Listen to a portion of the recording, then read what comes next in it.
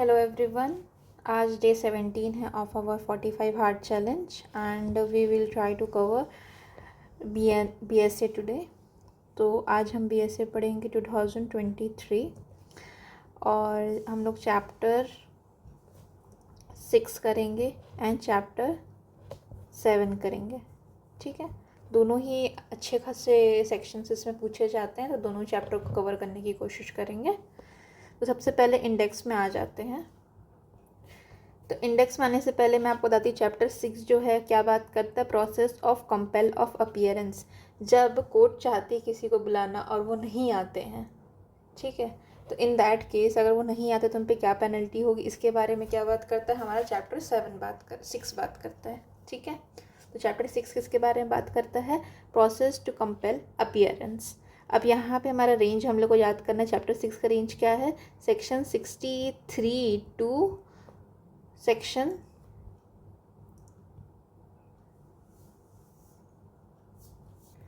Section 110।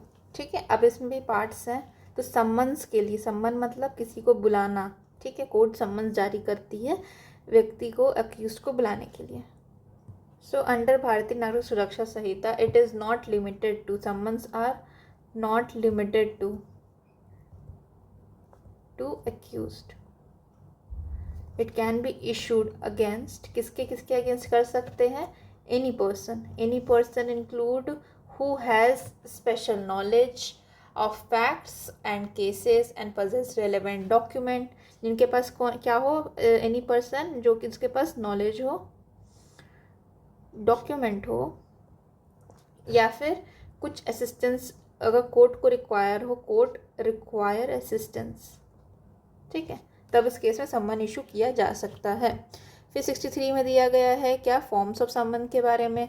Form किस तरह से मतलब क्या फॉर्मेट होगा, इसमें दिया गया है क्या क्या दिया गया है कि डुप्लीकेट में होना चाहिए, मतलब फॉर्म ऑफ सम्मन मतलब फॉर्मेट क्या है, तो डुप्लीकेट होना चाहिए। ठीक है, एक रिक्वायरमेंट ये है, प्लस साइंड होना चाहिए बाय द प्रिसाइडिंग ऑफिसर और राइटिंग में होना चाहिए। 3 रिक्वायरमेंट है, हम लोग डिटेल में इसको करेंगे जब we will get to the topic.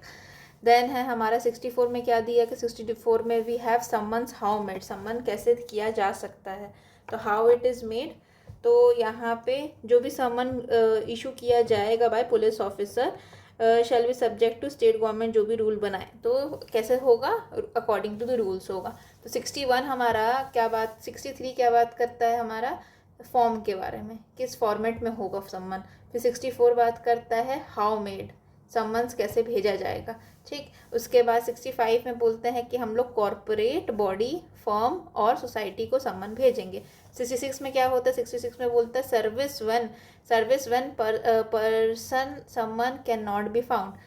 ठीक है, कोई व्यक्ति अगर मिल नहीं रहा है, सम्मन कैसे दिया जाएगा किसी व्यक्ति को जो कि मिल नहीं रहा है, तो इस केस में हम क्या लिखेंगे यहाँ पे, adult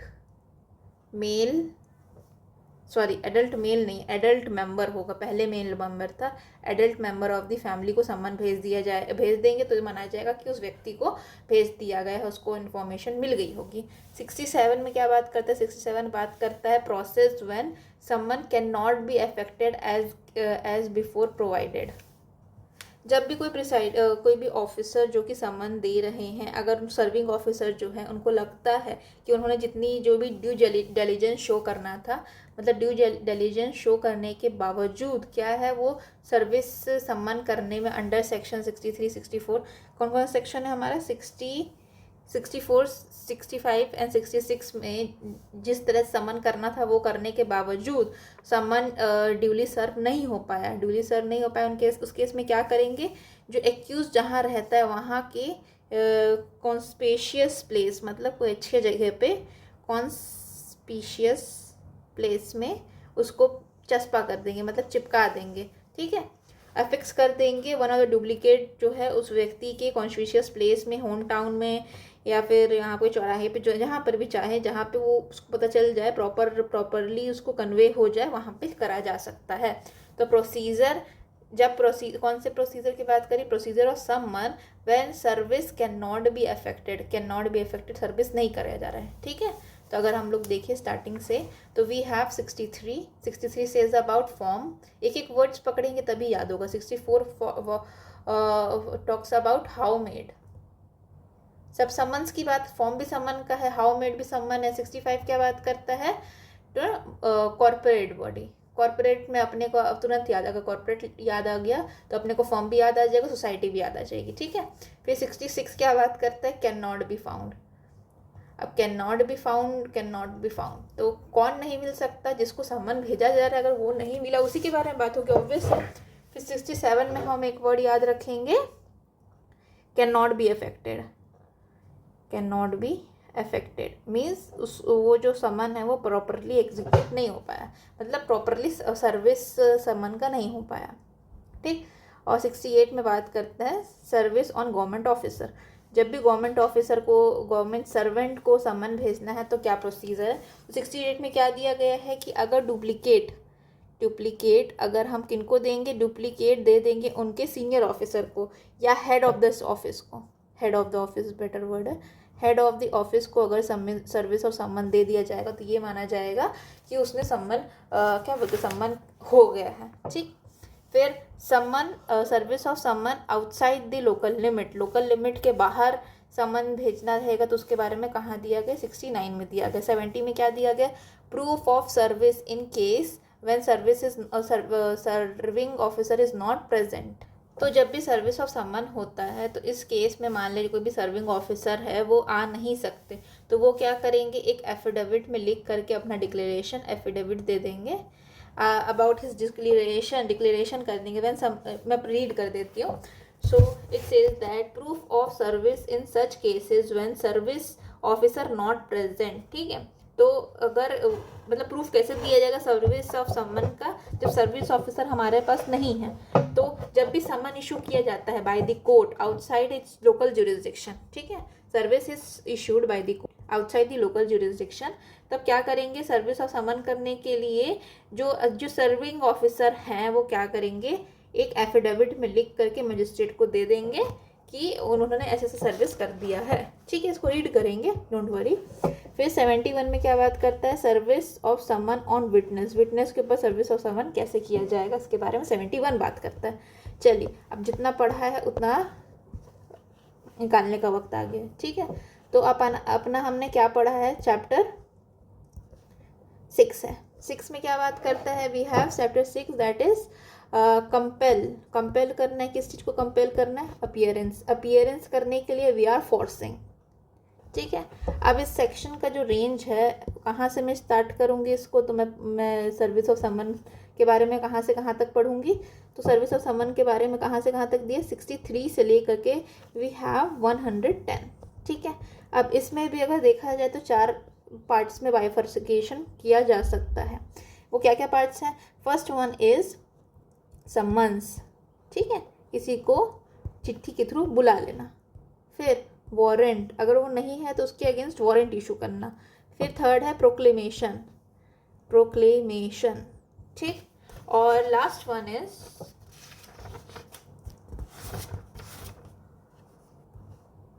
other rules regarding process, ठीक है। तो ये 4 तरह से we can compel someone to appear before the court. अब ये 60 जो हमारा समन का प्रोविज़न है, तो वी हैव 63 से ले करके it goes on to 71 I guess, yes 71। फिर 72 से लेके इट गोज टू 83, ठीक है। एंड 84 से लेकर के इट गोज टिल टू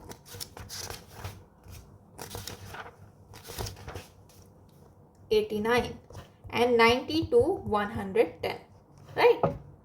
सो ये हमारा रेंज हो गया। तो एक बार कोशिश करिए याद करने की, हमारा जो चैप्टर स्टार्ट हो रहा है 63 से लेके 110 तक है, राइट।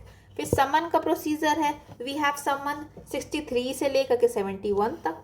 फिर we have warrant, it starts from 72 to 83, then proclamation 84 to 89 and other regarding process that is 90 to 110. Perfect. Let me ask you some questions for then. तो हमारा सर्विस ऑफ समन है वो कहाँ से कहाँ तक है, तो समन को, चलिए अब आप कोशिश करिए, राइट ऑन योर ओन। समन के बारे में बताइए, देन वारंट के बारे में बताइए, फिर प्रोक्लेमेशन के बारे में बताइए, एंड अदर्स के बारे में बताइए, other regarding other rules regarding the process. ठीक है, और ये चैप्टर कौन सा है ये बताइए, एंड इसकी रेंज कहाँ से कहाँ तक है ये बताइए, और चैप्टर का नेम भी बताइए। ठीक है, तो let's fill in the blanks. तो नेम क्या है चैप्टर का? We know compel appearance. ठीक है, अपीयरेंस अगर पूरा देखा जाए तो process to compel appearance, process to compel appearance, right, ये हो गया। फिर इसके चैप्टर कौन सा है? वी नो चैप्टर 6 कहाँ से कहाँ तक जा रहा है।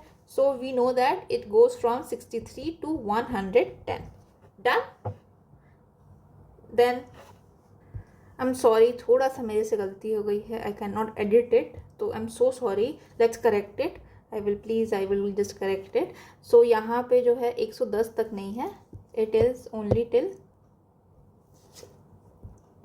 93। अब इजी हो जाएगा, 63 से 93। आई एम सॉरी फॉर दैट। मैंने ना ये चैप्टर 6 होता है, 7 होता है ना, उसका याद कर लिया था। 94 से लेके it is 110, I guess so, yes 94 से 110, तो मैंने इसको भी इसी चैप्टर में जोड़ दिया था। I am so sorry for that.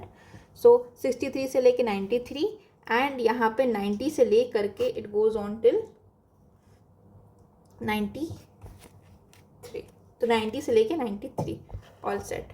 तो यहाँ पे हमारा रेंज क्या होगा? सो वी नो 63 से 93। ठीक है, अब समन्स कहाँ पे दिया गया है? सो समन्स दिया गया है हमारा 63 to 71, राइट, डन। फिर 72 to 83, फिर 84 याद रहेगा, प्रोक्लेमेशन है, बहुत इंपॉर्टेंट सेक्शन है, BNS में भी इसका जिक्र है, और इट गोज ऑन टू 89, ठीक है, प्रोक्लेमेशन, एंड 90 to 93, डन। ये A है, ये B है, ये C है, ये D है। चलिए अब हम याद क्या करेंगे? चलो, we will try to learn क्या about sections of this summons. ठीक है, तो समन्स के लिए हमने क्या क्या पढ़ा, चलिए कोशिश करते हैं। Let's try to write down. So starting from 63 में क्या लिखा है, 64 में क्या लिखा है, 65 में क्या लिखा है, 67, 68, 69, 70 एंड 71। ठीक है, अगर मैं आपसे पूछूं कि कॉर्पोरेट के बारे में कहाँ दिया गया है, कॉर्पोरेट को अगर सम्मन भेजना है तो ये चीज़ कहाँ दी गई है, तो वी नो, तो कॉर्पोरेट के बारे में हमारा 65 बात करता है। ठीक, अगर मैं आपसे पूछूं कि अगर कोई भी व्यक्ति कैन नॉट बी फाउंड, मतलब उसको बहुत कोशिश की, जो सर्विंग ऑफिसर है उन्होंने कोशिश की, वो आदमी नहीं मिल रहा है, ड्यू डिलिजेंस के साथ सर्विस को सर्व करने की कोशिश की, लेकिन वो व्यक्ति नहीं मिल रहा है, तो इसके बारे में कहाँ दिया गया है? 66 में दिया गया है, राइट। तो 66 में क्या दिया गया है कि कैन नॉट बी फाउंड, व्यक्ति मिल नहीं रहा है।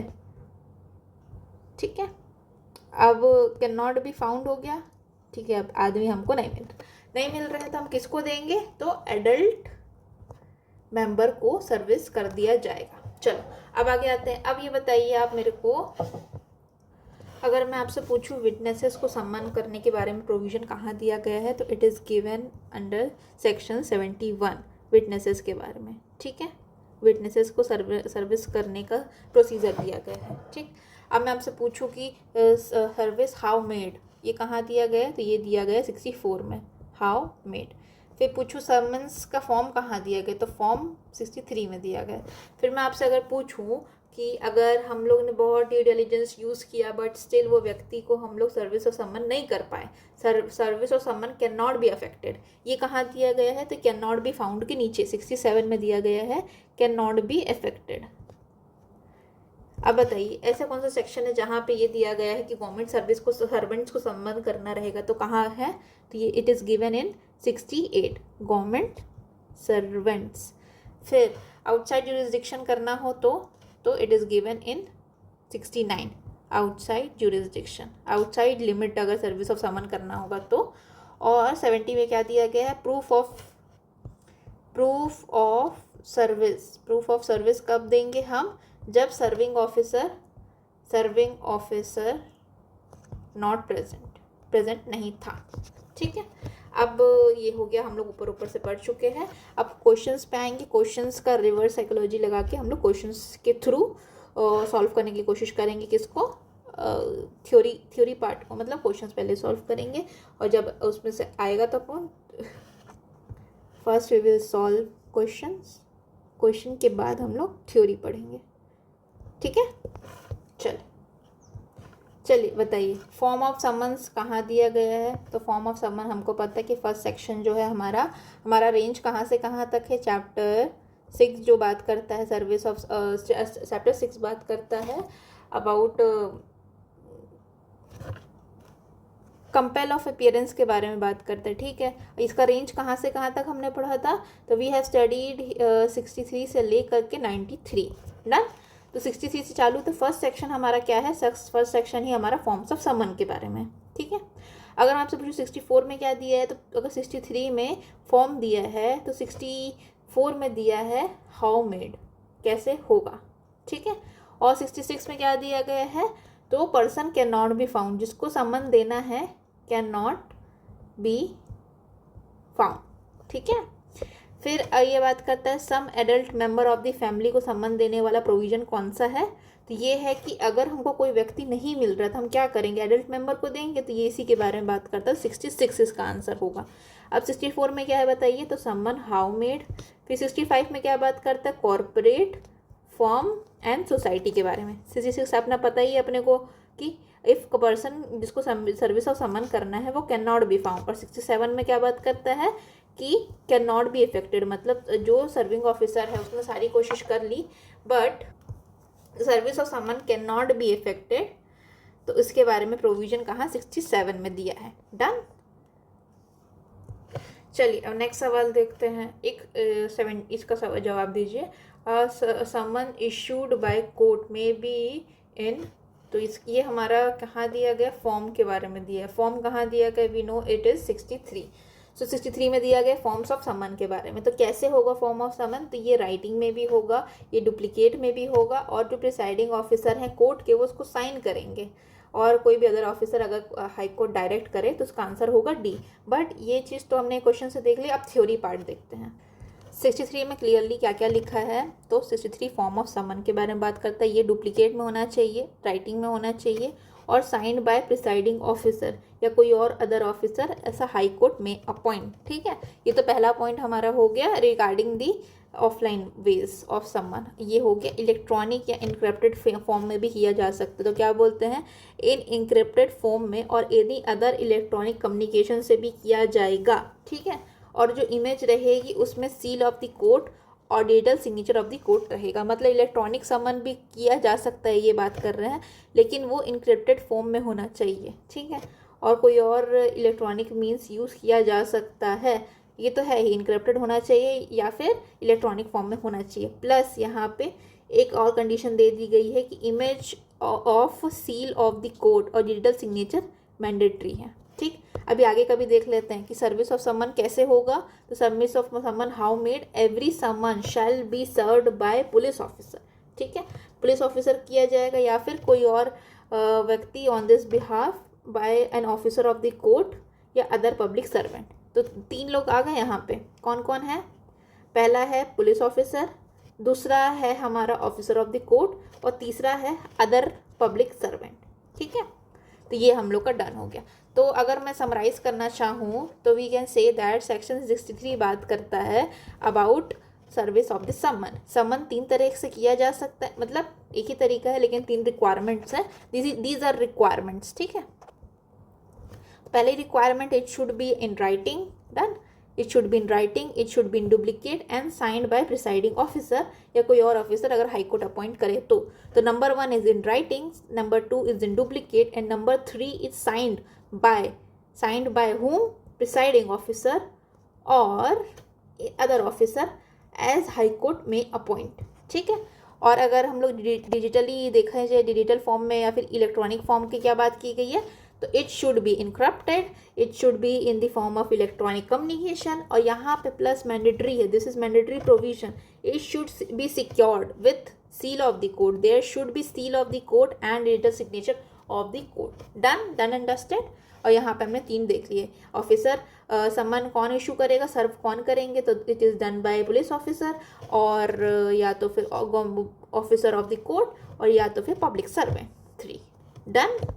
और उसके बाद यही बोला जा रहा है कि पुलिस ऑफिसर और रजिस्ट्रार जो होगा कोर्ट का वो मेंटेन करेगा, रजिस्टर एंट्री वगैरह करेंगे, ईमेल एड्रेस, नंबर, डिटेल्स वगैरह जो कि रूल्स प्रिस्क्राइब्ड हों. ठीक है. फिर आगे क्या बात करता है, समन शैल इफ प्रैक्टिकेबल पर्सनली किया जाएगा ऑन द पर्सन सम्मन्ड. ठीक है. अगर बन पाए तो उसको पर्सनली दिया जा सकता है. इफ प्रैक्टिकेबल लिखा है ना, मैंडेटरी नहीं है. हो सके तो उस व्यक्ति को पर्सनली सम्मन दिया जा सकता है बाय डिलीवरिंग और tendering him one of the duplicate of the summon. ठीक है. फिर provided that summon bearing image of the court में also be served by the electronic communication. हमने देख लिया, ये हम लोग पॉइंट्स देख लिया कि जिसमें इमेज रहेगा, मतलब जो भी सम्मन रहेगा जहाँ पे इलेक्ट्रॉनिक कम्युनिकेशन है उस जहाँ पे भी इलेक्ट्रॉनिक कम्युनिकेशन के थ्रू सम्मन भेजा जा रहा है तो वहाँ पे seal of the court is mandatory. ठीक है. फिर every person on home summon is so served, जिस व्यक्ति को समन सर्व किया जाया है, if so required by the serving officer, sign a receipt there for back on the back of the other duplicate. मतलब जब भी जाएगा summon should be in duplicate, तो फर्स्ट रहेगा वो समन दे दिया जाएगा. मतलब 2 कॉपीज जाएंगी, एक ये है एक वो है. ठीक. ये वाला जो है ये जिसको समन हुआ उसको दे दिया जाएगा, हैंड ओवर कर दिया जाएगा. ठीक है. और ये जो दूसरा डुप्लीकेट है, सर्विंग ऑफिसर क्या बोलेंगे, सर्विंग ऑफिसर इनको बोलेंगे कि इसके पीछे साइड में आप यहाँ पे अपना साइन दे दीजिए. ठीक है. तो ये बोला जा सकता है by the if required by the serving officer, sign a receipt there on the back of the other duplicate. Done. और 65 तो we know that it is about the service of summon to the corporate body, firm and society. अब यहाँ पे किसको देंगे तो माना जाए कि कॉर्पोरेट बॉडी, फर्म और सोसाइटी को हो गया. तो यहाँ पे कंडीशन है it should be given to directors, managers, secretary या अदर ऑफिसर्स. ठीक है. और या तो फिर लेटर सेंड किया जा सकता है किसको, registered postal address to the director, manager, secretary, other officer. मतलब यहाँ पे कहने का मतलब ये है कि सम्मन अगर हमको भेजना है तो या तो पर्सनली हम डायरेक्टर को भेज दें, मैनेजर, सेक्रेटरी इन सबको भेज दें, या तो फिर रजिस्टर्ड एड्रेस जो है वहाँ पे भेज दें. और वहाँ पे किसको एड्रेस करेंगे, to the director, manager, secretary and all on. ठीक है. इसको माना जाएगा, उनको मिल गया है तो माना जाएगा कि इस कंपनी को या इस कॉर्पोरेट बॉडी को सम्मन इशू हो गया है. सम्मन of service of someone of the firm and other association, individual may affect by the service and any partner and by selling registered. मतलब वही है कि किसी भी, अगर यहाँ पे हम लोग फर्म ये बात कर रहे तो कॉर्पोरेट बॉडी की, कंपनी या कॉर्पोरेट बॉडी की. अगर हम लोग फर्म और सोसाइटी के बारे में बात करें तो फर्म और सोसाइटी के बारे में ये है, फर्म या अदर एसोसिएशन में क्या होगा, किसी भी पार्टनर को भेज दिया जाएगा या फिर उसके रजिस्टर्ड एड्रेस में उस पार्टनर को भेज दिया जाएगा तो ये माना जाएगा कि ये हमारा पहुंच गया. ऑर्डिनरी कोर्स ऑफ पोस्ट में अगर वो लेटर पहुंचेगा तो माना जाएगा कि सर्विस ऑफ सम्मन हो गया है. ठीक है. फिर आगे भी देख लेते हैं.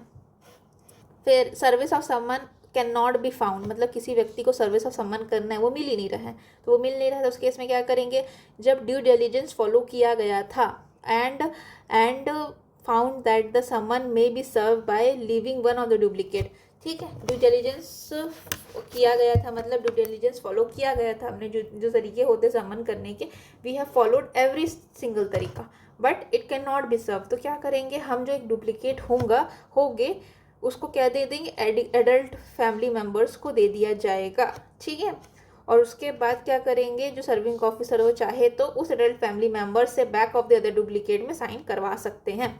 और point to be noted here, point very very important point, जो सर्वेंट होता है, अगर कोई नौकर है परिवार का, वो फैमिली मेम्बर की कैटेगरी में फॉल नहीं करता है. Servant of the family does not fall in the category of the family.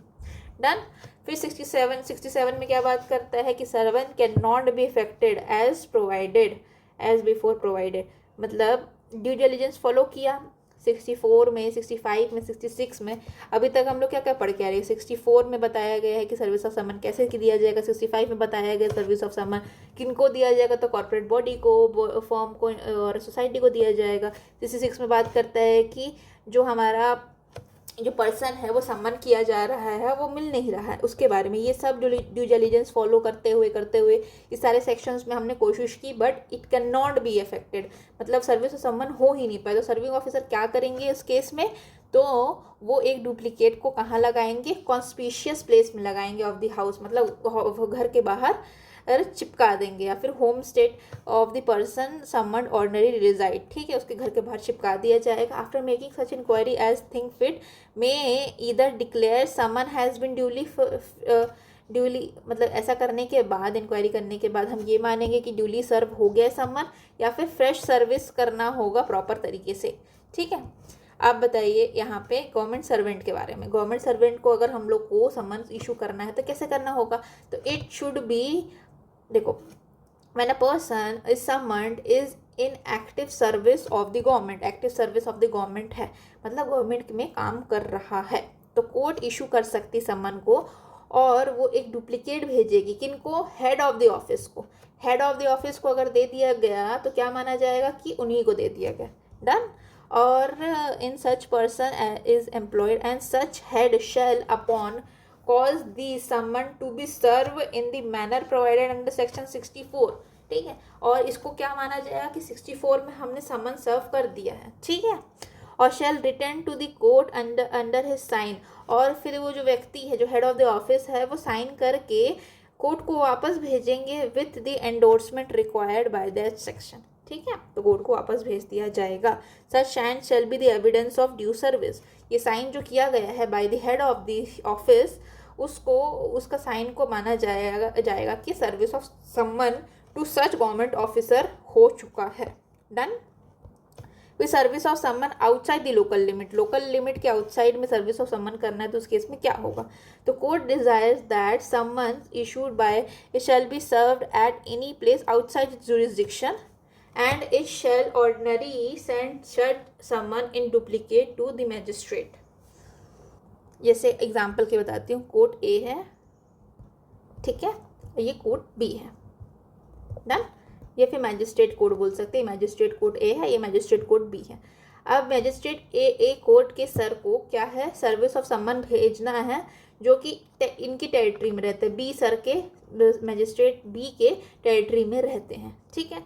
तो ये क्या करेंगे, मैजिस्ट्रेट ए हैं वो क्या करेंगे, एक डुप्लीकेट को कहाँ भेजेंगे सर, मतलब जो हमारा समन का जो डुप्लीकेट है, when a court desire that summon issued by it shall be serve in any place outside the jurisdiction, मतलब कोई भी व्यक्ति रहता है, जैसे मान लीजिए जेड व्यक्ति रहता है जो कि आउटसाइड द जुरिसडिक्शन रहता है, इसके अगेंस्ट में, इसके लिए हमको सर्विस ऑफ समन करना है, तो कोर्ट के मैजिस्ट्रेट जो होंगे वो डुप्लीकेट में it shall ordinary sent a summon in duplicate, duplicate में भेज देंगे कौन से मैजिस्ट्रेट को, जिनके एरिया में वो व्यक्ति रहता है, इनके एरिया में व्यक्ति रहता है, ठीक है, whose local limit the person summon resides, ठीक है, और टू देयर सर्व्ड, ठीक। तो कोर्ट ए जो है वो डुप्लीकेट भेज देंगे कोर्ट बी को, ताकि उनके एरिया में जो रहने वाला जो व्यक्ति उसको समन भेजा जा सके। अब यहाँ पे कोर्ट बी क्या करेंगे, कोर्ट बी इसको जो प्रॉपर तरीका है समन भेजने का, उस तरह से इनको समन भेजा जाएगा। मतलब काम ये चाहती हैं करवाना, ये जो कोर्ट ए है वो काम कराना चाहती हैं, लेकिन वो खुद नहीं भेज करके इनडायरेक्टली इनको भेजेंगे और ये इनको भेजेंगे, डन।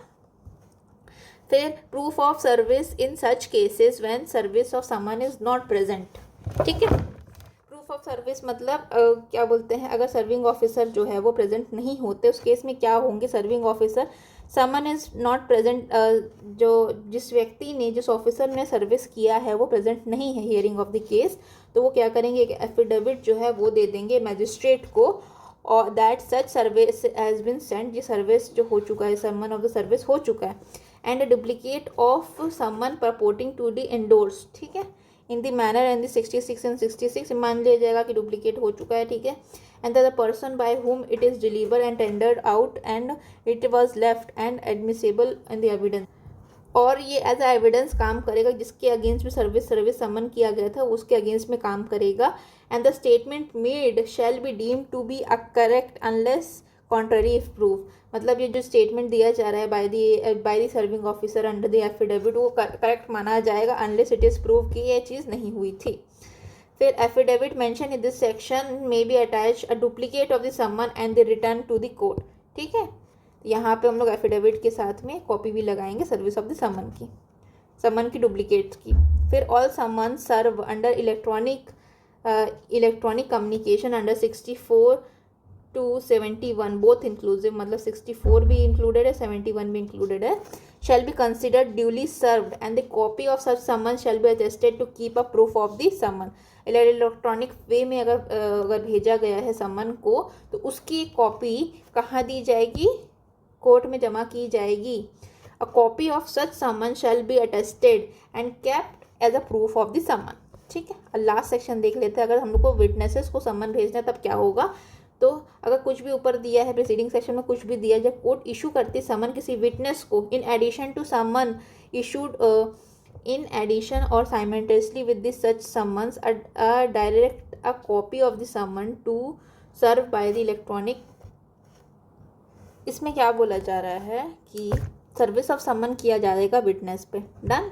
तो कैसे करेंगे, तो कोर्ट है वो इशू कर सकती है summon to witness in addition या साइमल्टेनियसली, मतलब या तो ऑन एडिशन होगा या तो साइमल्टेनियसली साथ साथ में होगा। क्या क्या साथ में होगा, स्टैंडर्ड समन जो हमने आज तक पढ़ते आ रहे हैं वो समन के साथ में हम दो चीज़ें कर सकते हैं। पहला है कि हम लोग या तो इलेक्ट्रॉनिक वे में उसको समन वो कर दें, सेंड कर दें, या फिर रजिस्टर्ड पोस्ट के थ्रू करें। तो ई कम्युनिकेशन किया जा सकता है या रजिस्टर्ड पोस्ट के थ्रू किया जा सकता है। ये एडिशन में भी हो सकता है या फिर साइमल्टेनियसली साथ साथ भी हो सकता है। ठीक है, और क्या बोला जा रहा है, तो कहाँ पे सर्विस ऑफ समन किया जाएगा, it should be done where he resides, carry on business और पर्सनली वर्क फॉर गेन। ठीक है, अभी दूसरा वाला जो पॉइंट है ना हमारा वो डीम्ड सर्विस के बारे में बात करते हैं। डीम्ड सर्विस मतलब कब कोर्ट मान लेगी, कोर्ट में be deemed a service is duly serve. ठीक है, तो कब मानेगी, तो डीम्ड सर्विस कब होगा, when it is signed by the witness, when it is endorse किया जा रहा है by the postal employ that the व्यक्ति जो है उसने मना कर दिया। पहला है अगर विटनेस खुद साइन करेगी तब डीम्ड सर्विस माना जाएगा, या तो फिर जब वो पोस्टल जो एम्प्लॉय जा रहा है उनके पास, विटनेस के पास, और विटनेस लेने से मना कर दे तो वो जो एंडोर्समेंट है उसको भी माना जाएगा कि ये डीम्ड सर्विस है। और तीसरा है कि जो delivery, proof of delivery of summon, मतलब उस तक वो मैसेज है वो पहुंच चुका है, तब भी उसको माना जाएगा कि समन सर्व हो गया है। डन हो गया हमारा service of summon. Let's do some MCQ, more MCQs. तो सर्विस ऑफ समन कैसे होता है, हाउ समन इज सर्व्ड। तो सर्विस ऑफ समन होता है by the police officer, by the officer of the court या ऑथराइज पब्लिक सर्वेंट। अब ये सेक्शन कहाँ का है, तो वी नो ये सेक्शन है 64 का। ठीक है, अगर मैं आपको दिखाना चाहूँ तो हियर इट इज। सेक्शन 64 क्या बात करता है, सर्विस ऑफ समन के बारे में बात करता है बाय पुलिस ऑफिसर। ठीक है, फिर दूसरा है ऑफिसर ऑफ द कोर्ट और तीसरा है पब्लिक सर्वेंट। डन, तो इसका आंसर होगा डी। फिर सर्विस ऑफ समन कौन सर्व करेगा, तो वही है पुलिस ऑफिसर करेंगे, कोर्ट का ऑफिसर करेंगे या पब्लिक सर्वेंट करेंगे। तो एनी ऑफ द अबव या ऑल ऑफ द अबव, मतलब एनी ऑफ द पर्सन कर सकते हैं। चलिए इस सवाल को करिए। फिर under the code of civil procedure, ठीक है, सब्स्टिट्यूट सर्विस ऑफ समन के बारे में कहाँ दिया गया है, सर्विस ऑफ समन कैसे हो जाएगा। Substitute service of summon can be made affixing the summon on the house. 76 का आंसर क्या होगा, इट इज़ ए। मतलब अल्टरनेटिव क्या है, अगर हम लोग को वो व्यक्ति नहीं मिल रहा है, कैन नॉट बी फाउंड वाला कौन सा था, सेक्शन 66 में पता है कि हम लोग को वो व्यक्ति नहीं मिल रहा है, मिल नहीं रहा है, तो 67 में था कि अगर वो व्यक्ति जो है सर्विस ऑफ समन नहीं कर पा रहे हैं, कैन नॉट बी अफेक्टेड, तो क्या करेंगे, तो 67 बात करता है ऑल्टरनेटिव के बारे में या फिर सब्स्टिट्यूट सर्विस ऑफ समन के बारे में। सब्स्टिट्यूट सर्विस ऑफ समन के बारे में बात करते हैं, तो इस केस में हम क्या करेंगे, हम लोग एफिक्स करेंगे उनके हाउस में। ठीक है, फिर in criminal case service of summon can be wade to witness, तो सर्विस ऑफ समन कैसे किया जा सकता है, तो पोस्टल रजिस्टर्ड पोस्ट के द्वारा भी किया जा सकता है। डन हो गया। समन के बारे में एक और सवाल, तो बोलता है कि समन के बारे में क्या सही है, तो समन ओरल हो सकता है क्या, तो वी नो सेक्शन 63 में क्या दिया गया है कि ये रिटर्न में ही होगा, तो ये गलत हो गया। Summon can not be issue to corporate entity, गलत हो गया। कहाँ दिया है, 65 में दिया है about service of summon to corporate body या फर्म या सोसाइटी, ठीक है। फिर लास्ट देखते हैं, summon can be serve to public servant in case of person whose name summon are made can not be found, अगर कैन नॉट बी फाउंड होगा, कोई व्यक्ति नहीं मिल रहा है, सर्विस ऑफ समन उसका करना है, तो उसके बारे में कहाँ दिया, सेक्शन 66 में दिया है, राइट। और यहाँ पे किसको देंगे, एडल्ट मेल मेंबर को देंगे, और एडल्ट मेल मेंबर में कौन नहीं आते, सर्वेंट नहीं आते, तो इसका आंसर क्या होगा, सी बात कर रहा है कि सर्विस ऑफ समन किसके लिए किया जा सकता है, अपीयरेंस और प्रोडक्शन ऑफ डॉक्यूमेंट दोनों के लिए किया जा सकता है। अपीयरेंस के बारे में सर्विस ऑफ समन के बारे में प्रोविजन कौन से चैप्टर में दिया है, it is given in chapter 6, और इसके बारे में कहाँ दिया गया है, थिंग्स और डॉक्यूमेंट के बारे में चैप्टर 7। डन। नाउ हमारा कंप्लीट हो गया सम्मन के हमने एमसीक्यू भी कर लिए, अगर उसमें मिक्स रहते हैं पूरे चैप्टर के ना एमसीक्यूज मिक्स रहते हैं, तो if there is any MCQ left तो हम उसको कवर कर देंगे। Now we will move to first, congratulate yourself कि आपने सम्मन को कंप्लीट कर लिया। और सेकेंड थिंग, मुझे ये जानना है कि ये जो मैं सीरीज़ चला रही हूँ 45 डे वाली, इसको कौन कौन व्यक्ति फॉलो कर रहे हैं, ठीक है। अगर आप इस चीज़ को फॉलो कर रहे हैं तो एक बार कमेंट में लिख दीजिए कि I am following this series, या मैं इस चीज़ को रोज़ देखता हूँ या देखती हूँ, तो उसे पता चलेगा कि कोई देख रहे हैं, क्योंकि मैं तो अपलोड कर रही हूँ, मेरा काम है अपलोड करना। अब आप इस चीज़ को देख रहे हैं इन केस, या फिर आप बाद में भी देखते हैं सीरीज़ को और सारी सीरीज़ के वीडियोज़ को पूरा कम्प्लीटली देखते हैं, तो just write down in the comment कि मैं देख रही हूँ, मुझे पता चलेगा कि हाँ मैंने इतने लोगों की मदद की है, ठीक है। चलिए अब करते हैं वारंट ऑफ अरेस्ट के बारे में। तो वारंट ऑफ अरेस्ट कहाँ पे दिया गया है, this is given in 72 to 83 तक, ठीक है, रेंज याद हो गई। अब जो है 72 क्या बात करता है, form of warrant of arrest या ड्यूरेशन, ठीक है। तो अगर फॉर्म के बारे में होगा वारंट के तो क्या होगा 72। फिर power to direct security to be taken, security के बारे में अगर मैं सोचूँ तो 73। फिर 74 बात करता है टू हुम डायरेक्टेड, किसको वारंट इशू करने, वारंट यहाँ पे बोल रहा है कि कोर्ट किनको डायरेक्ट करेगा, वारंट को मतलब एग्जीक्यूट करने के लिए किनको डायरेक्ट करेगा कोर्ट, तो हुम डायरेक्टेड, तो जनरली पुलिस ऑफिसर होते हैं, लेकिन कोर्ट चाहे तो किसी अदर पर्सन को कर सकता है। फिर वारंट में be directed to any person, ठीक है, ये बात करता है 75। 76 होता है warrant directed to police officer, ठीक है।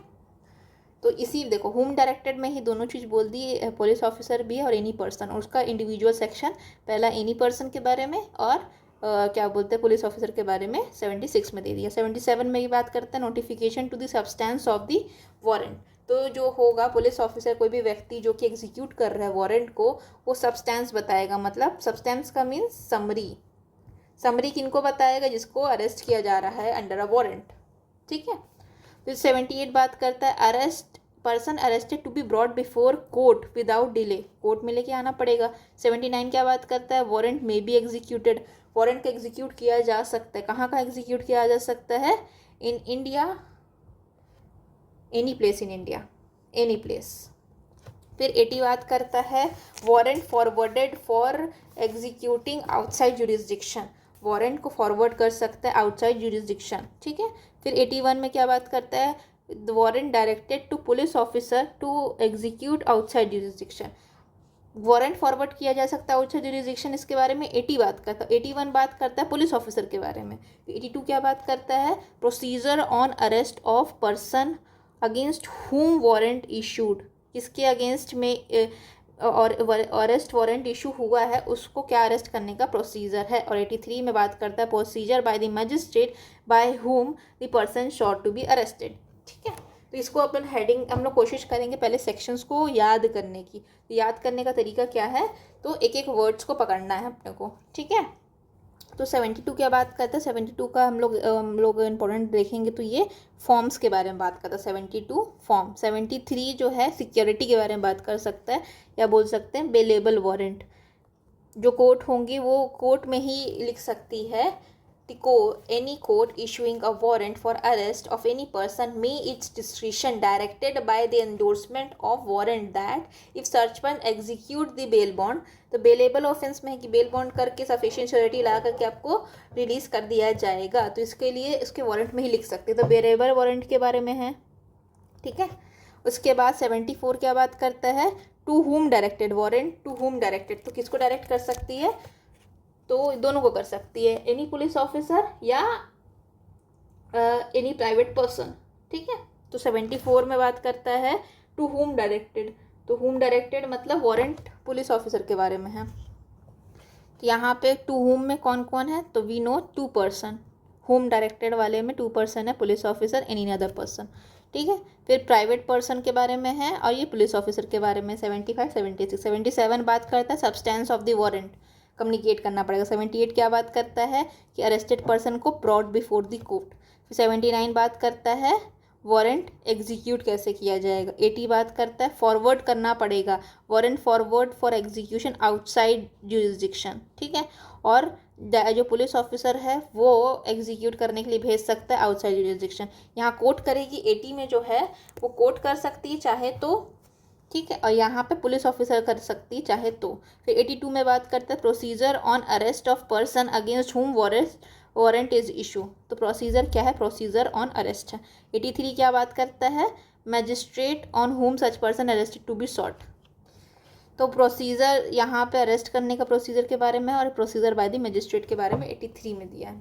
तो अगर हम लोग लिखने की कोशिश करें तो 72 में क्या दिया है, फॉर्म दिया है। 73 में क्या दिया है, 73 में हमारा बेलेबल वारंट दिया है, वारंट ब्रैकेट में लिख दिए सिक्योरिटी, डन। 74 में क्या दिया है, हुम डायरेक्टेड, तो यहाँ पे 2 लोग आ जाएंगे, police officer and second person is any person.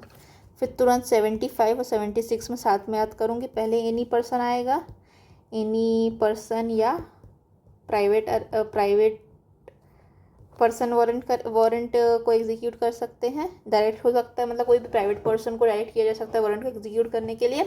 और 76 में पुलिस ऑफिसर है। फिर 77 में क्या दिया है, सब्सटेंस के बारे में। सब्सटेंस क्या होता है, सब्सटेंस या समरी बतानी पड़ेगी किसको, किसी व्यक्ति को अगर वारंट से अरेस्ट करा जा रहा है तो उसको बताना पड़ेगा कि उस वारंट में क्या लिखा है। 78 में क्या बात करता है, 78 में वी नो कि बिफोर कोर्ट लाया जाएगा।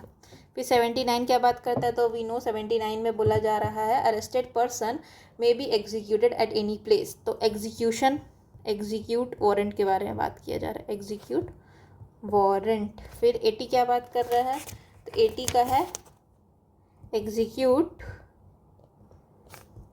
Outside jurisdiction.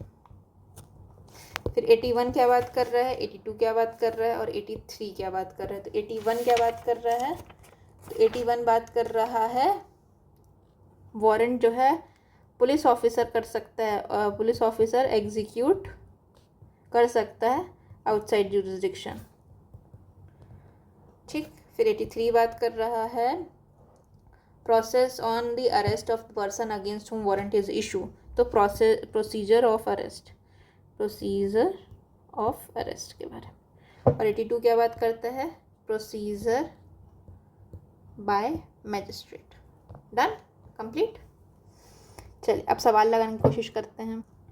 अब सवाल है कैंसिलेशन ऑफ वारंट के, वारंट कब कैंसिल हो सकता है। तो कैंसिलेशन तो हमने नहीं पढ़ा, हमने क्या पढ़ा था, we have read about in section 72 we have read about the forms of arrest, forms of warrant, ठीक है, किस तरह से होगा। तो एक बार देख लेते हैं। 72 क्या बात करता है, 72 बात करता है form of warrant of arrest and duration, ठीक है। तो वारंट ऑफ अरेस्ट का फॉर्म क्या होगा और वारंट ऑफ अरेस्ट का ड्यूरेशन क्या होगा, ठीक है। तो जो एवरी वारंट ऑफ अरेस्ट है वो इशू किया जाएगा बाय अ कोर्ट, ठीक है, अंडर दिस संहिता। जिस संहिता में इस संहिता में जो एस्टैब्लिश्ड कोर्ट है उसके अंडर ही हमारा जो है वो वारंट इशू किया जा सकता है। ये राइटिंग में होगा। First of all it should be in writing, it should be sign, second is signed by the presiding officer, ठीक है, signed by the presiding officer and shall bear a seal of the court, ठीक है। 3 conditions are mandatory. पहला writing में होना चाहिए, फिर sign by the presiding officer और उसमें सील लगा होना चाहिए कोर्ट का, ठीक है। जितने वारंट हैं वो remain in force until it is cancel, मतलब जब तक कैंसिल किया नहीं जाता है तब तक वो जो वारंट है वो फोर्स में रहेगा।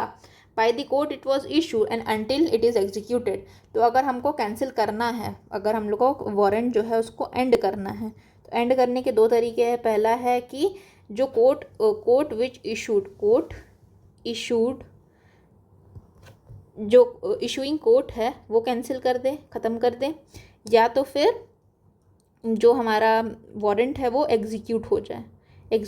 2 तरीके से we can end the warrant, वरना और कोई तरीका नहीं है इसको मतलब इशूड वारंट को ख़त्म करने का। और जो हमारा फॉर्म है वो कैसा होना चाहिए, it should be in writing, it should be in signed by the presiding officer and it should also bear the sign of the court. और वारंट कौन इशू कर सकते, it can be issued by the court and this संहिता only. Done. तो cancellation के बारे में कहाँ दिया गया, 72 में दिया गया। तो let's look for the answer. तो 72 में दिया। 71 में क्या दिया बताइए। 71 वी हैव स्टडीड पिछले समन्स वाले में। तो समन्स में क्या था, समन टू विटनेसेस के बारे में है, ठीक है। 73 में क्या है, तो 72 में अगर हमारा फॉर्म दिया हुआ है तो 73 में वी नो सिक्योरिटी के बारे में दिया है। सिक्योरिटी ला सकते हैं अगर एग्जीक्यूट हो रहा है वारंट को, तो उसमें एग्जीक्यूटिंग वारंट में क्या क्या लिख सकते हैं। तो we can write the provision, the court we can not, मतलब court can write the provision about execution of the bond, bail bond. The person जो है एग्जीक्यूट कर सकता है बेल बॉन्ड या सिक्योरिटी, तब उसको रिहा किया जा सकता है। तो 73 बात करता है बेलेबल वारंट इशू कर सकती है कोर्ट। फिर अब नेक्स्ट क्वेश्चन, तो चलिए बताइए। अब कोई भी ऑफिसर है उसको इसके भी अरेस्टेड पर्सन को कोर्ट के सामने लाना पड़ेगा विदाउट एनी डिले। ये कहाँ दिया गया है, तो 78 में क्या दिया गया है बताइए। 78 में क्या दिया गया है कि जो पर्सन अरेस्टेड है उसको कोर्ट में लाना पड़ेगा विदाउट एनी डिले, ठीक है। फिर 79 में क्या बात करता है, 79 बात करता है एग्जीक्यूटिंग ऑफ वारंट, एग्जीक्यूट करना है warrant outside arrest, sorry outside नहीं executing of warrant any place in India, 80 में क्या बात करता है, डायरेक्ट करेंगे, सॉरी फॉरवर्ड करेंगे हम क्या फॉरवर्ड करेंगे, ताकि दूसरे आउटसाइड जुरिस्डिक्शन में कोई चीज़ है। अगर आपको थोड़ा सा बैकग्राउंड नॉइसेस आ रहे हैं उसके लिए सॉरी, घर में कुछ काम चल रहे हैं।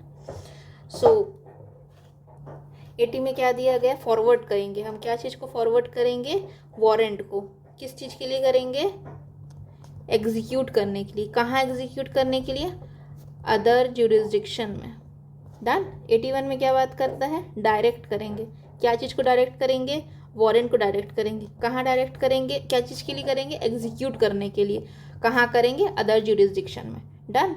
तो 80 में फॉरवर्ड है और 81 में डायरेक्ट है और 79 में एग्जीक्यूट इन एनी प्लेस है और 78 में क्या है, we know arrest by the person before court without any delay. 79 क्या बात करता है, 79 वी नो आउटसाइड जुरिस्डिक्शन करना है। क्या करना है, नहीं आउटसाइड नहीं है, बहुत कंफ्यूजिंग है पता है। 79 में इन इंडिया होगा, एग्जीक्यूट कहाँ होगा, इन इंडिया होगा। 81 में आउटसाइड है, 80 में आउटसाइड है और इसमें पहले में फॉरवर्ड है और दूसरे में डायरेक्ट है। 79 क्या बात करता है, इन इंडिया के बारे में बात करता है। अरेस्टेड वारंट ऑफ अरेस्ट में बी एग्जीक्यूटेड, तो we know any place in India होगा। और देखो फर्स्ट ऑप्शन ही है, local jurisdiction of the court issuing the warrant, तो ये गलत हो जाएगा, ठीक है। जुरिस्डिक्शन के पीछे जाना ही नहीं है अपने को, लोकल हो आउटसाइड हो उससे कोई मतलब ही नहीं है। फिर ये प्रोक्लेमेशन वाला है, चलिए सवाल करिए। तो कोर्ट इशू करता है वारंट को for arrest of subjected person, तो it must ensure what, number of surety, amount in which sureties are bound and the time and the place at which the accused is required. ठीक है, तो we no surety के बारे में दिया गया, कहाँ दिया गया है, तो ये दिया गया है 63 में अपने को सर्विस ऑफ समन के बारे में, सॉरी 63 नहीं 72 में बात किया, 72 में बात किया गया था फॉर्म ऑफ अरेस्ट के बारे में, we know form of arrest and cancellation के बारे में बात किया गया था। 74 में क्या बात किया गया था, बेलेबल वारंट के बारे में, सिक्योरिटी जमा करने के लिए बोला जा सकता है। तो यहाँ पे वारंट ऑफ अरेस्ट में क्या क्या इंक्लूड होगा, तो नंबर ऑफ श्योरिटीज तो होंगे ही। फिर बी में हमारा amount at which sureties are bound, किस अमाउंट पर श्योरिटीज बाउंड है वो भी लिखा जाएगा। ठीक है, और थर्ड वाला है टाइम एंड डेट, समय और तारीख, किस जिस दिन एक्यूज को कोर्ट आना है, ये सारी चीजें लिखी होंगी, तो डी होगा इसका आंसर।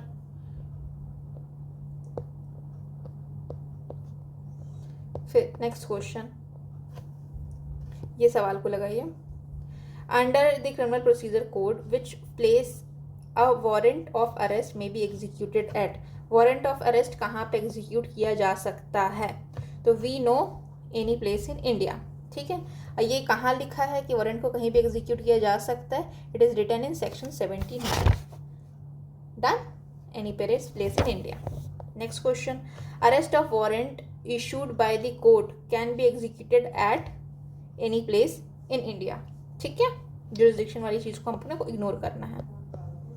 फिर an arrest warrant of criminal case can be signed by, तो कौन साइन करेंगे, तो ये साइन करेंगे जो भी presiding officer of the court है वो साइन करेंगे, तो 78 का आंसर है सी। डन। फिर आगे का, warrant of arrest is a command and should be in writing, must be signed sealed and issued by the magistrate adjust to the police officer. क्या होगा, तो राइट आंसर विल बी 79 का D. ठीक है, तो जो वारंट क्या होता है एक तरह से मीनिंग बता दिया वारंट का, तो वारंट तो राइटिंग में होना चाहिए। ठीक है, साइन भी होना चाहिए, सील भी होना चाहिए, इशूड बाय द मैजिस्ट्रेट भी होना चाहिए, एड्रेस टू पुलिस ऑफिसर मुझे थोड़ा डाउट है, क्यों, अब डाउट है अगर तब भी, लेकिन अगर दो आंसर हमारे सही हो चुके हैं तो ये ऑब्वियसली डी होगा। और रहा बात इसका सी का, तो सी का ऐसा है कि address to police officer means police officer को डायरेक्ट किया जा सकता है एग्जीक्यूट करने, किस चीज़ को, वारंट को। ठीक है, how long a warrant of arrest shall remain in force, 6 साल, 10 साल, 12 साल, until it is executed and cancel. ये कहाँ दिया गया है, both of them is given under section 72। Done. फिर वारंट ऑफ अरेस्ट में भी एक्सटेंडेड, कैसे एक्सटेंड किया जा सकता है, मतलब extension of the warrant of service, service of summon, extension के बारे में कहाँ दिया गया है, तो एक्सटेंशन के बारे में we know it is given under section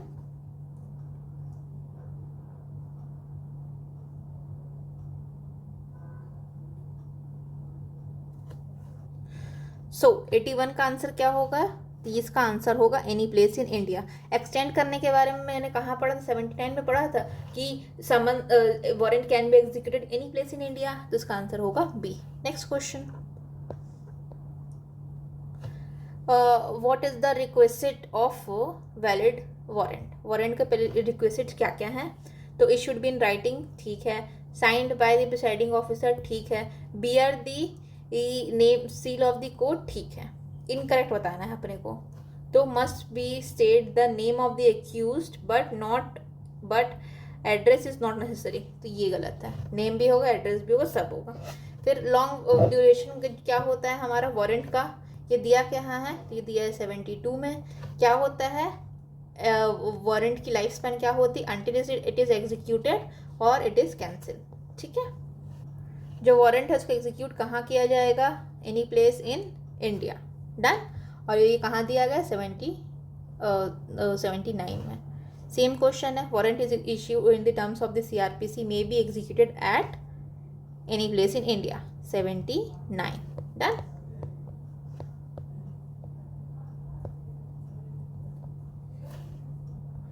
So we have completed all the questions of warrant and summon. अब हम मूव फॉरवर्ड करेंगे to next topic that is proclamation. Proclamation कहाँ दिया गया है, प्रोक्लेमेशन सबसे ज़्यादा इंपॉर्टेंट पार्ट है यहाँ का। और देखिए मैंने स्टार्ट किया था कि चैप्टर 7 करेंगे, लेकिन देखिए अभी ऑलरेडी 54 मिनट्स हो चुके हैं और I have been sitting here 2.5 hours से मैं बैठी हूँ इस चीज़ को पढ़ाने के लिए, तो रिकॉर्ड करने में सब करने में टाइम लग जाता है। तो प्रोक्लेमेशन करेंगे। It is proclamation starts from section 84 to 89। ठीक है, ये सबसे इम्पॉर्टेंट है। यहाँ पर का एक एक सेक्शन को एक एक डिटेल में याद करना है। एब्सकॉन्डिंग ऑफेंडर के बारे में बात करना है, प्रोक्लेम ऑफेंडर के बारे में बात करना है, तो ये वाला पार्ट सबसे इम्पॉर्टेंट है 84 to 89। फिर यहाँ पे प्रोक्लेमेशन जो है उसकी रेंज कहाँ से कहाँ तक है, सेक्शन 84 से ले करके 89 तक दिया गया है। तो फिर 84 में बात करता है proclamation of for person of absconding. कोई भी व्यक्ति अगर भाग गया है तो उसके अगेंस्ट प्रोक्लेमेशन जारी किया जा सकता है। अब प्रोक्लेमेशन क्या होता है, 85 में दिया गया है attachment of property of person absconding. तो प्रोक्लेमेशन का मतलब क्या होता है, प्रोक्लेमेशन का सिंपल मतलब होता है कोर्ट का ऑर्डर। जब कोई व्यक्ति भाग रहा है तो कोर्ट ऑर्डर दे सकती है उसको, मतलब एक तरह से डिक्लेयर करती है कि ये पर्सन जो है वो इवेड कर रहा है वारंट को, इवेड कर रहा है वारंट को, मतलब वारंट से भाग रहा है, और ये है उसको मैंडेटरी कर देती है, मैंडेटरी अपीयरेंस कर देती है 30 डेज़ के अंदर, 30 डेज़ के अंदर सरेंडर करो, इसके बारे में प्रोक्लेमेशन जारी कर देती है। ठीक है, कोर्ट करती है एब्सकॉन्डिंग पर्सन के। जो पर्सन एब्सकॉन्ड हो रहा है उसकी प्रॉपर्टी अटैच की जा सकती है। ठीक है, फिर identification and attachment of property of the proclaim person की। देखो, proclaim person and absconding person में अंतर है। पर्सन जो भाग रहा है वो एब्सकॉन्डिंग पर्सन है, और जिसके अगेंस्ट में कोई व्यक्ति एब्सकॉन्ड हो चुके हैं उसके अगेंस्ट में प्रोक्लेमेशन जारी हो गया, दैट इज प्रोक्लेम पर्सन। तो उसकी प्रॉपर्टी आइडेंटिफाई करेंगे, अटैच करेंगे। ठीक है, फिर क्लेम्स एंड ऑब्जेक्शंस के बारे में 87 में बात किया गया है कि कोई भी व्यक्ति है जिसकी प्रॉपर्टी को अटैच करने के लिए कोर्ट बोल दी है तो उसमें जो भी ऑब्जेक्शंस लिया जा सकता है और जो भी क्लेम्स किया जाता है उसके बारे में प्रोविजन 87 में दिया। 88 में क्या बात करते हैं, release, sale, restoration of the attachment. जब अटैच प्रॉपर्टी है उसको, उससे प्रॉपर्टी से वैल्यू निकालना है ना अपने को, तो उसको रिलीज़ भी किया जा सकता है, उसको सेल भी किया जा सकता है, उसको रिस्टोर किया जा सकता है अटैच प्रॉपर्टी को। 89 बात करता है appeal from order rejecting application for restoration of attach property. Appeal के बारे में बताता है कि अगर एप्लीकेशन रिजेक्ट हो जा रही है रजिस्ट्रेशन ऑफ प्रॉपर्टी की, उसके बारे में अपील के बारे में प्रोविजन 89 में दिया गया है। ठीक है, person proclamation of the person absconding. ठीक है, तो कोई भी व्यक्ति, अगर कोर्ट जो है उसके पास रीज़न टू बिलीव है कि कोई भी व्यक्ति है जो कि वारंट को इशू करने के बाद एब्सकॉन्ड कर रहा है या फिर खुद को छुपा रहा है, और कोर्ट को रीज़न टू बिलीव है वेदर आफ्टर टेकिंग एविडेंस और नॉट, एविडेंस लिया नहीं लिया उसको कोई फर्क नहीं पड़ता। कोर्ट को ऐसा लगता है कि कोई भी व्यक्ति जो है वारंट इशू करने के बाद एक तरह से खुद को छुपा रहा है या भागने की कोशिश कर रहा है, और warrant can not B execute, इस चक्कर में वारंट एग्जीक्यूट नहीं हो पा रहा, तो कोर्ट क्या है, रिटन प्रोक्लेमेशन या कोर्ट ऑर्डर दे सकती है, तो उस व्यक्ति को डायरेक्ट कर सकती है कि आप आइए स्पेसिफिक प्लेस स्पेसिफिक टाइम पे विदिन 30 डेज। तो प्रोक्लेमेशन जारी करने के बाद कितने दिन का समय रहेगा, 30 डेज का समय रहेगा उस व्यक्ति को अपने आप को प्रेजेंट करने का। ठीक है, फिर प्रोक्लेमेशन कैसे जारी किया जा सकता है, proclamation shall be publish as follows, या तो पब्लिकली रीड कर दे किसी conspicuous place of town and village में, ठीक है, जहाँ वो व्यक्ति रहता है, या अफिक्स कर दे conspicuous part of the house, या फिर जहाँ पे वो रहता है उसके conspicuous place of the town में मतलब अफिक्स कर दें, या कॉपी दे दें किसको, conspicuous part of the court house, मतलब कॉपी को अफिक्स कर दे कोर्ट हाउस में। ठीक है, कोर्ट में also if think fit direct a copy of proclamation published in a newspaper. ठीक है, और जो क्या बोलते कोर्ट चाहे तो एक न्यूज़पेपर में भी इस चीज़ के बारे में इश्तिहार दे सकती है जो कि जहाँ पे पर्सन रहता है। A statement in writing by the court issued proclamation to be effect that the proclamation was duly published. ठीक है, जो स्टेटमेंट है कोर्ट का कि उसने इशू किया गया है तो उसको ड्यूली पब्लिश्ड मानेंगे। अगर सवाल आता है कि प्रोक्लेमेशन ठीक से ड्यूली पब्लिश किया गया था कि नहीं किया गया था, अगर ये सब क्लॉज 1 के सबसेक्शन 2, क्लॉज 1 के सबसेक्शन 2 में, क्लॉज 1 के सबसेक्शन 2 में दिया गया है, ठीक है, अगर इसमें दिया गया है ये वाला क्लॉज 2 के सबसेक्शन 1 में दिया गया है ये वाले तरीके से, अगर ये वाले तरीके से अगर वो किया गया है हमारा प्रोक्लेमेशन जारी, तो ये माना गया कि वो ड्यूली प्रूव्ड है और कंक्लूसिव प्रूफ की तरह, एविडेंस की तरह काम करेगा। ठीक है, or where the proclamation published under section 1 in respect to the person accused of any offence punishable with imprisonment, कोई 10 साल, कौन सी सज़ा, 10 साल 10 years प्लस 10 years और मोर, 10 years और मोर वाला जो इम्प्रिजनमेंट है या LI है या डेथ है अंडर BNS और अंदर एनी लॉ, कोई भी व्यक्ति जिसके ऊपर प्रोक्लेमेशन पब्लिश किया है उसके ऊपर एक्यूजिशन लगा किसका, कोई भी ऐसा ऑफेंस का जिसकी सज़ा 10 साल है या लाइफ इम्प्रिजनमेंट है या डेथ है, BNS में किसी अदर लॉ में एक पर्सन जो है वो फेल हो जाता है 30 दिन के अंदर, प्रोक्लेमेशन जारी करने के 30 दिन के अंदर कोर्ट नहीं आता है, of making such inquiry fit necessary, उसको प्रोक्लेम ऑफेंडर घोषित किया जा सकता है and make a declaration to that effect. ठीक है, the provision of subsection 2 and subsection 3 shall not apply to declaration made by the court under subsection 4 applies to proclamation of provision the section 1।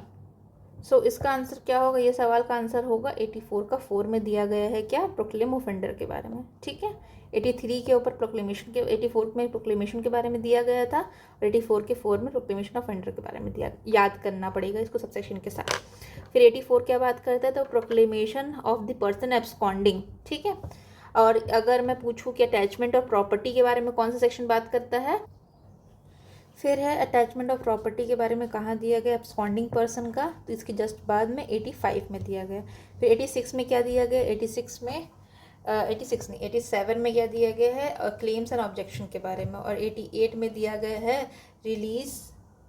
Release sale and restoration of attached property. ठीक है, तो ये वाला सवाल देखिए, इसमें सवाल यही हो रहा है कि कोई व्यक्ति है जो कि रैश ड्राइविंग कर रहा था पब्लिक वे में, और इसमें इसकी वजह से जो नेग्लिजेंट है एंडेंजर कर देता है ह्यूमन लाइफ को। ठीक है, और उसके बाद वो वहाँ से भाग जाता है, खुद को छुपाता है, 30 डेज पास हो जाते हैं जो कि दिया गया है अंडर सेक्शन 84 में। प्रोक्लेमेशन में 30 डेज़ के अंदर अगर प्रोक्लेमेशन जारी हो गया है तो आपको आना पड़ेगा। Proclamation requiring him to appear वो ख़त्म हो गया, स्पेसिफिक प्लेस स्पेसिफिक टाइम पे उसको बुलाया गया था, तो क्या होगा, प्रोनाउंस किया जा सकता है proclaim offender a person does not appear at the specific place in specific time, जो कि विदिन 30 डेज अगर वो नहीं आता है, तो इसका आंसर होगा A. Next question, a criminal court issue a proclamation requiring person to appear at a specific time and place on the basis of the reason to believe that he is absconding, concealing himself, so that the warrant of the arrest against him cannot be executed and may be simultaneously order attachment है। ठीक है, ये किया जा सकता है। तो यहाँ पे if the person satisfied that the person is about to dispose, तो ये सब कब किया जा सकता है, प्रोक्लेमेशन जारी किया जा सकता है। ठीक है, उसकी प्रॉपर्टी अटैच करने के बारे में दिया गया है कि वो प्रॉपर्टी को डिस्पोज कर देगा, होल या पार्ट ऑफ द प्रॉपर्टी, या फिर रिमूव कर देगा whole or the part of the property from his jurisdiction to the local, from the local jurisdiction of the court, ऐसा कर सकता है। तो इसमें कौन सा ऑप्शन सही होगा, both conditions 1 and 2 mention must above को एग्जिस्ट, साथ में कोएग्जिस्ट करना चाहिए। इधर condition mention must exist, neither condition नहीं है तो इधर में तो नहीं है, इसमें से कौन सा, मतलब ये दो कंडीशन दिए गए हैं उसमें से इधर प्लस है यहाँ पे या फिर और है, मतलब दोनों कंडीशन इंपॉर्टेंट है कि इसमें से एक कंडीशन इंपॉर्टेंट है, बताइए। तो यहाँ पे इधर का कंडीशन है, या तो फिर पूरी प्रॉपर्टी को डिस्पोज ऑफ कर रहे हैं, पार्ट को डिस्पोज ऑफ कर रहे हैं, या फिर रिमूव कर देगा होल या पार्ट को, ताकि कोर्ट की जुरिस्डिक्शन से बाहर चले जाए। तो इसमें से एक भी कंडीशन अगर फुलफिल हो जाता है तो उसकी प्रॉपर्टी को अटैच करने के लिए प्रोविजन बनाया जा सकता है। ठीक है, moving on to the next, कोई भी व्यक्ति who is avoiding, a person who is avoiding execution of warrant, उसको प्रोक्लेम ऑफेंडर घोषित किया जा सकता है अंडर सेक्शन 84। 83 में क्या बात करता है, 83 में बात करता है procedure before magistrate, procedure before magistrate, मतलब कोई भी व्यक्ति जहाँ अगर प्रोड्यूस किया गया है टू द मजिस्ट्रेट उसका क्या प्रोसीजर होगा, 83 में बात करता है। 85 में क्या बात करता है, 85 में 84 के बाद आएगा, 85 में अटैचमेंट के बारे में बात करता है, 84 में प्रोक्लेम ऑफेंडर या फिर प्रोक्लेमेशन के बारे में बात करता है, 87 में क्या बात करता है, तो क्लेम्स एंड ऑब्जेक्शन के बारे में बात करता है। फिर आगे बढ़िए, वैलिड प्रोक्लेमेशन अंडर 84 क्या है, तो वैलिड प्रोक्लेमेशन कौन सा होगा बताइए। तो वैलिड प्रोक्लेमेशन के लिए पहले हम लोग नीचे स्टार्ट करते हैं। ठीक है, तो police station, conspicuous place of the police station में लगाना है, पुलिस स्टेशन का कोई जिक्र नहीं है। हाई कोर्ट है क्या, हाई कोर्ट का भी कोई जिक्र नहीं है। विक्टिम रिसाइड का कोई जिक्र है, विक्टिम रिसाइड का भी नहीं है, ये वाला हो सकता है। Public reading of the proclamation in the conspicuous place of the town where the accuse reside, ठीक है। फिर नेक्स्ट क्वेश्चन 85 में क्या बात करता है, 85 का 1 क्या बात करता है, 85 का पता है अपना अटैचमेंट के बारे में बात करता है। अटैचमेंट तो इसमें दिया गया है, ठीक है।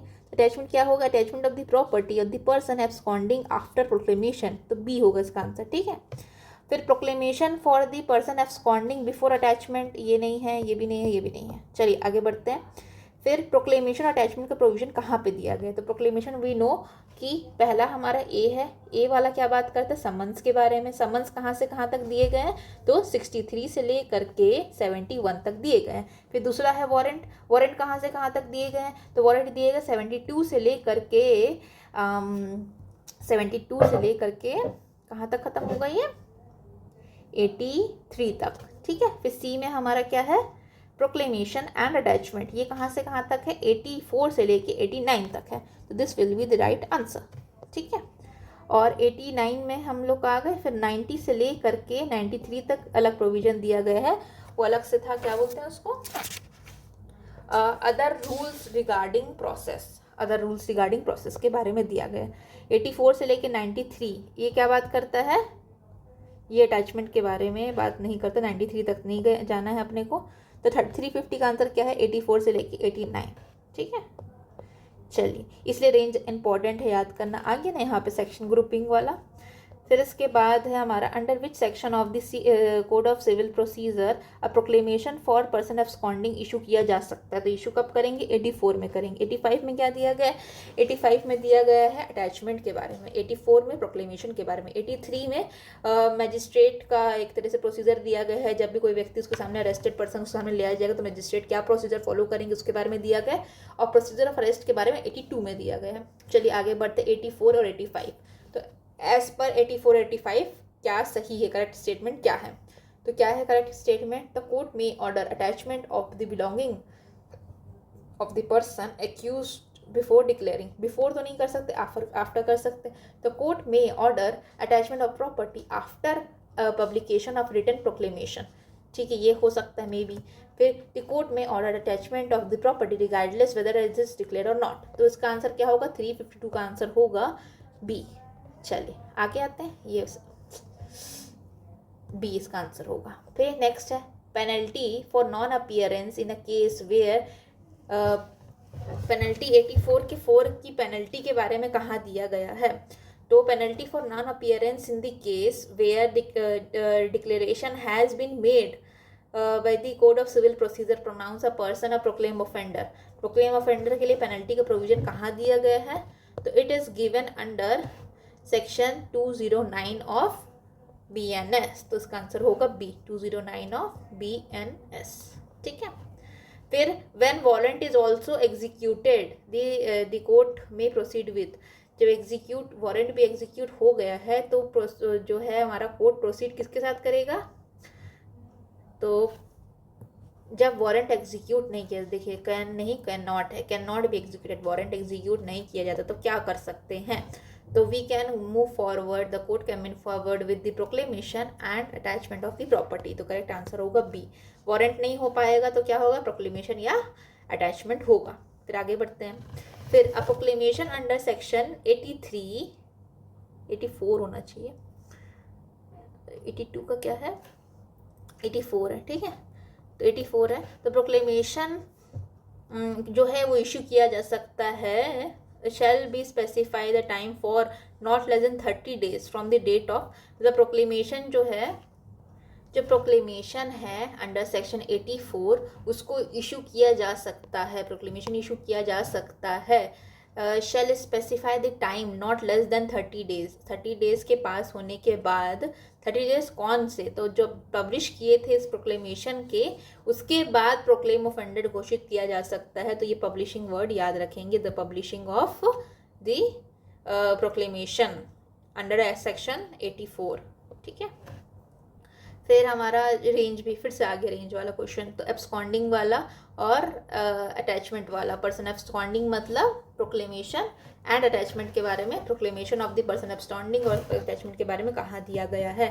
तो 63 से ले करके, अगर मैं सोचूं 63 से ले करके 71 तक कहाँ दिया गया है, तो इट इज़ गिवन समन्स के बारे में दिया गया है। 72 से ले करके 83 तक कहाँ दिया गया है, वारंट के बारे में दिया गया। 84 से लेके 89 तक कहाँ दिया गया है, तो ये दिया गया प्रोक्लेमेशन के बारे में, तो यही अपना आंसर होगा। और 90 से लेके 93 तक क्या दिया गया है, तो ये बात किया गया अदर प्रोसेस के बारे में, अदर रूल्स रिगार्डिंग प्रोसेस। फिर उसके बाद court can issue proclamation for declaring a person absconder.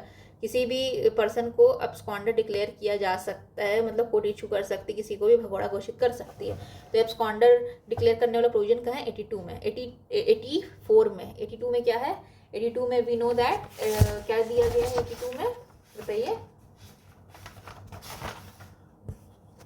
Procedure दिया गया अरेस्ट का।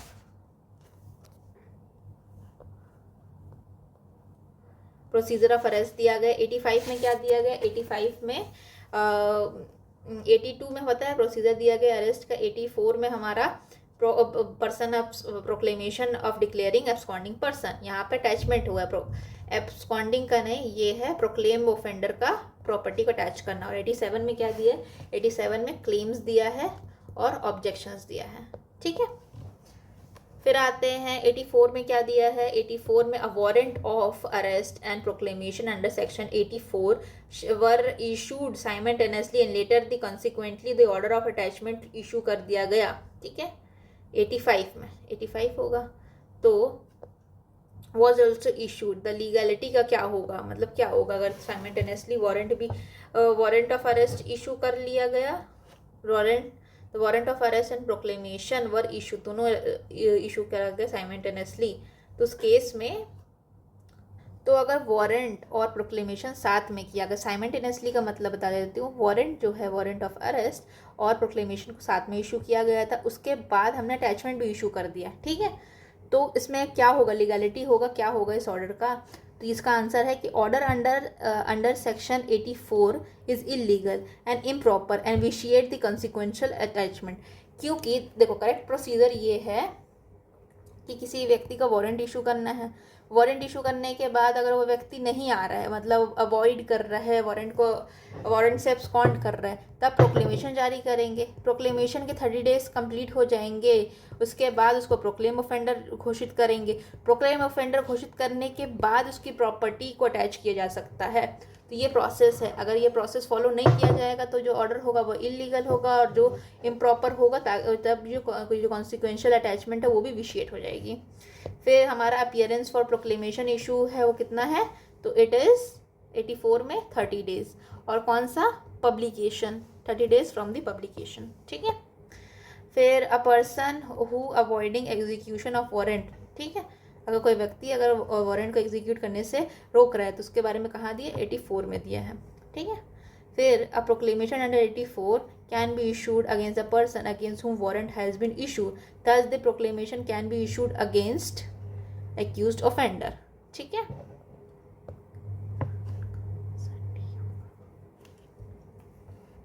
इसका आंसर देखते फिर से। अ प्रोक्लेमेशन इशू किया गया था अंडर सेक्शन 84, ठीक है। Can be issued against the person against whom warrant has been issued, ठीक है। तो प्रोक्लेमेशन वाला चीज़ जो है 84 में उसके अगेंस्ट होता है, जो किसके अगेंस्ट में वारंट इशू किया गया है। Thus the proclamation can be issued against, proclamation किसके किसके अगेंस्ट में किया जा सकता है, क्या वो खाली अक्यूज के अगेंस्ट किया जाता है, कई सिक्योरिटी के अगेंस्ट किया जाता है, कि विटनेस के अगेंस्ट किया जा सकता है। तो 361 का answer we know is 30 D, मतलब सारे के अगेंस्ट में प्रोक्लेमेशन इशू किया जा सकता है, ठीक। फिर an order for attachment of the property of the person absconding may be passed at any time after the issue of the proclamation, ठीक है। तो ये कहाँ दिया गया, 84 में दिया गया। 62 का आंसर क्या होगा, ए। 85 अटैचमेंट, सॉरी यार अटैचमेंट है। अगर मैं बोलूँ यहाँ पे प्रोक्लेमेशन होता और एब्सकॉन्डिंग ऑफेंडर होता तो उसका आंसर होता 84, और अगर अटैचमेंट है और एब्सकॉन्डिंग वाला है या फिर प्रोक्लेमेशन वाला है तो 85 होगा, ठीक है। अटैचमेंट है अब्सकॉन्डिंग ऑफेंडर वाला, तो ये होगा 85 में। फिर अटैचमेंट है property of the absconding offender 85 में, तो 63 का ए होगा और 363 का ए होगा, 364 का बी होगा, 366 का ई, 363 का ए एंड 364 का बी। डन।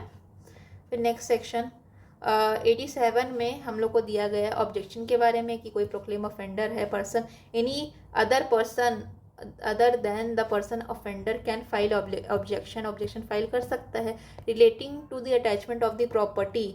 तो वो उसका टाइम लिमिट क्या है, कौन से डेट तक किया जा सकता है, तो उसका टाइम लिमिट है 1 ईयर।